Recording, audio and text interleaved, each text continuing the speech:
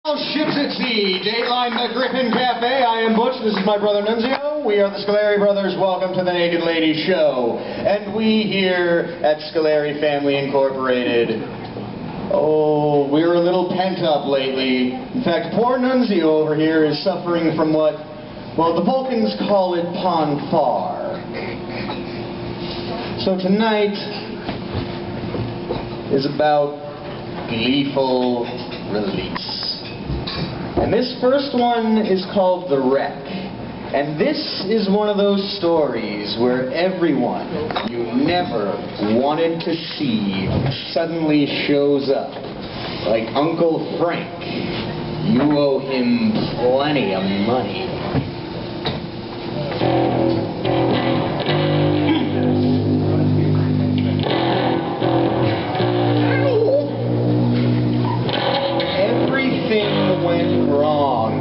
When St. Christopher wore a dog's head last Halloween, driving Missy Palmer's eggshell 87 Chevy Celebrity, a beautiful car for a piece of used jet trash. Ooh, it had all itchy imitation leather interior with real duct tape and cigarette burns, shag carpeting all over the dashboard, and a full rack of Mickey's Big Mouths in the back seat at all times. And the radio was so powerful it could pick up Mexico City pinball cha-chas from as far away as Tupelo, clear as cellophane wrap. The whole thing had the persistent smell of the persistent smell of shame, stale beer, regrettable sex. Missy's firstborn was conceived in the back seat. Oh, she did it with a Marine that she picked up at Ethel's Crab Shack back in '92. It was a Tuesday, and you know what that means, don't you? That's right. All you can drink Budweiser for $1 and $5 baskets of snowshoe crabs. They serve it to you in a metal casket, filled to the brim with Old Bay and natural Bohemian light beer, because that's the way they like it.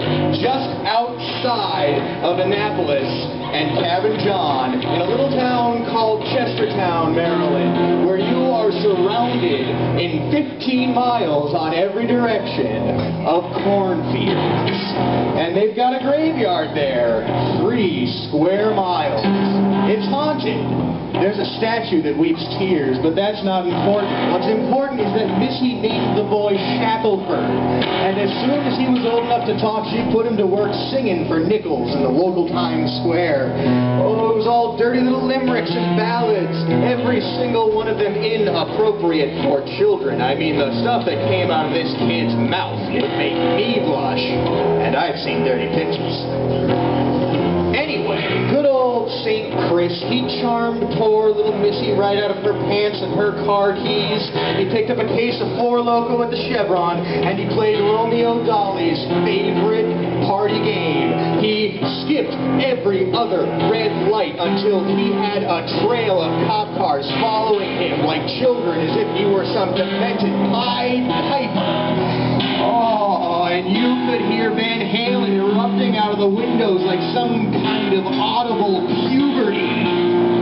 Oh, and then St. Christopher went all Jan and Dean around a dead man's turn, and the car flew straight into a nosedive, crashing into the side wall of Bernie's pub.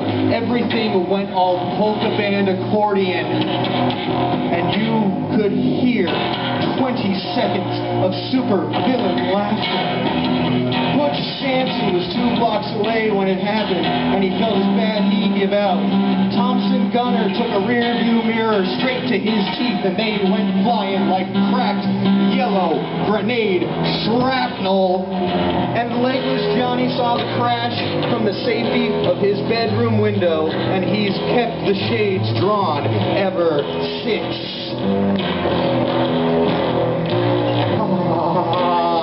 But St. Chris just ran out the door, screaming, throwing broken bottles at passers-by, blowing crack smoke in the face of every single small child he came in contact with, then slashing open the pillows of candy they'd been collecting.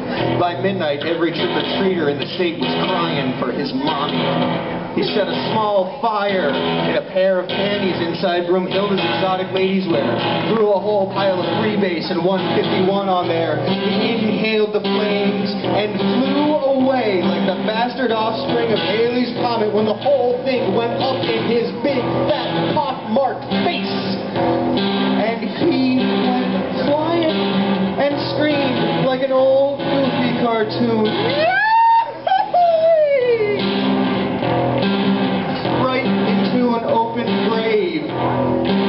By 5 a.m., there were scattered reports of a wandering Santa Claus mumbling to himself on the freeway. And Misty's been crying at the sound of a revving engine ever since.